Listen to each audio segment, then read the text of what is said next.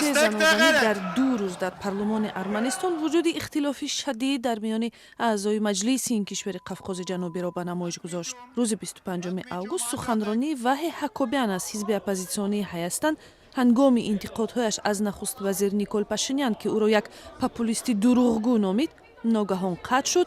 عضو حزب سازش شهروندی پاشینیان و هنگ الکسانیان حکوبیان را مشت زد. بعد این هر دو به زمین افتاده نمایندگان هر دو حزب به لطوکوبی همدیگر پرداختند.